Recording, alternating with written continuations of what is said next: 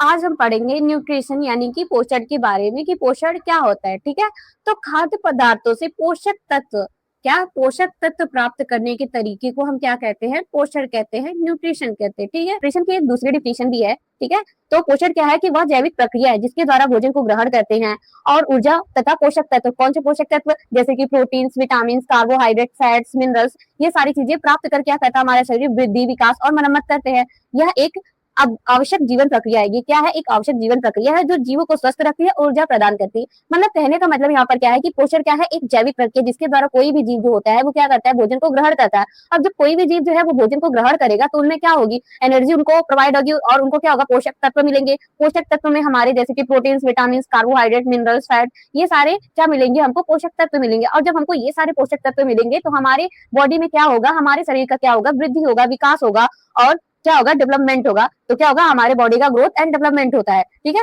तो जो पोषण है क्या है, एक आवश्यक जीवन प्रक्रिया है जो जीवों को स्वस्थ रखती है और हमको क्या करती है, एनर्जी प्रोवाइड करती है, ऊर्जा प्रोवाइड करती है। ठीक है, तो हम देखते हैं कि फादर ऑफ न्यूट्रिशन यानी कि पोषण के जनक कौन है, एंटोनी लावोइसियर है। इन्होंने 1770 में पोषण यानी कि न्यूट्रिशन के बारे में बताया था। तो बच्चों, अगर आप लोग को यहाँ तक समझ आया हो तो प्लीज मेरे चैनल को लाइक, सब्सक्राइब एंड शेयर कीजिएगा और ऐसे ही वीडियो पाने के लिए हमारे चैनल के नोटिफिकेशन बेल आइकन को प्रेस कीजिएगा। तो आप हमें कमेंट सेक्शन में लिखकर बताइए कि राष्ट्रीय पोषण संस्थान कहाँ स्थित है। ठीक है, राष्ट्रीय पोषण संस्थान कहाँ स्थित है। ठीक है, एंड देन हम इसके आगे देखते हैं कि क्या है पोषण की जरूरत, यानी कि हमारे बॉडी में न्यूट्रिशन यानी कि पोषण की क्या आवश्यकता है, नीड ऑफ न्यूट्रिशन क्या है हमारे बॉडी में, तो इसको हम देखते हैं। तो फर्स्ट हमारे बॉडी में जो न्यूट्रिशन की आवश्यकता है, पोषण की आवश्यकता क्या है, ऊर्जा को प्राप्त करने के लिए वसा, कार्बोहाइड्रेट, यानी कि हमें ऊर्जा प्राप्त करने के लिए क्या चाहिए, हमको वसा चाहिए, कार्बोहाइड्रेट चाहिए। तो आप ये समझिए कि जो कार्बोहाइड्रेट होता है, ठीक है, ये जो कार्बोहाइड्रेट होता है, जब हम कार्बोहाइड्रेट हमारे मतलब कि पोषण में यानी कि हमारे खाद्य सामग्री में, खाद्य पदार्थों में, भोजन में अगर पोषण यानी कि कार्बोहाइड्रेट है तो हमको ये कार्बोहाइड्रेट का क्या काम होता है, हमारे बॉडी को इंस्टेंट एनर्जी,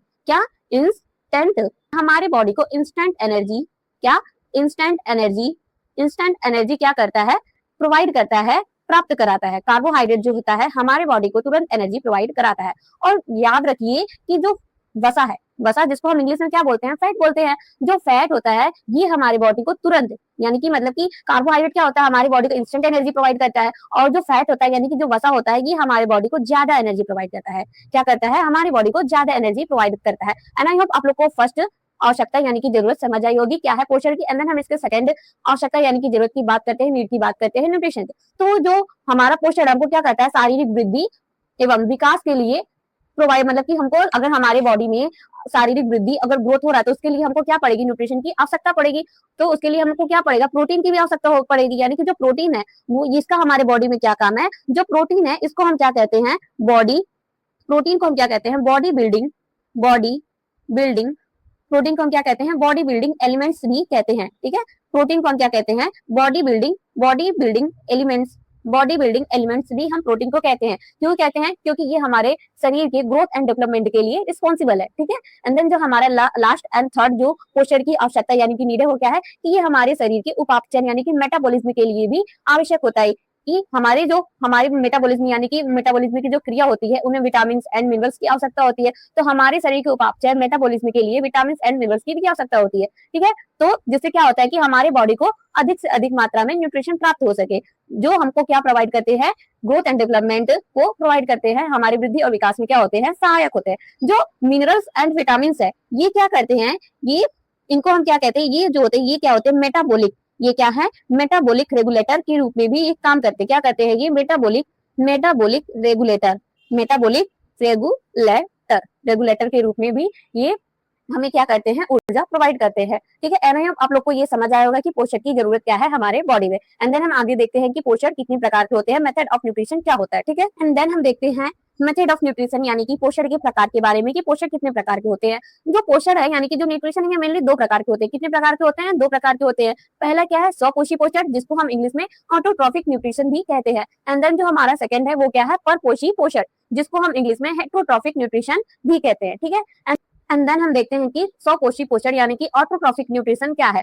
मतलब ऑटोट्रॉफिक न्यूट्रिशन क्या होता है कि ऐसे जीव जो अपना पोषण, ठीक है, ऐसे जीव जो अपना पोषण खुद करते हैं और ऐसे जीव जो प्रकाश संश्लेषण करते हैं, जैसे कि प्लांट्स हो गए, हरे प्रकाश संश्लेषी पौधे। जैसे कि इसमें स्वपोषी पोषण में क्या कह रहा है कि ऐसे जीव जो अपना भोजन खुद बनाते हैं, मतलब कि अपना भोजन स्वयं बनाते हैं। जैसे कि हरे पौधे यानी कि जो पादप है यानी कि जो प्लांट्स है वो क्या करते हैं, फोटोसिंथेसिस की क्रिया के द्वारा वो अपना भोजन स्वयं बनाते हैं, वो किसी दूसरे पे डिपेंड नहीं रहते हैं। तो उसको हम क्या कहते हैं, स्वपोषी पोषण। स्वपोषी पोषण का मतलब यही हुआ कि ऐसे जीव जो अपना भोजन स्वयं बनाते हैं उसको हम क्या कहते हैं, स्वपोषी पोषण कहते हैं।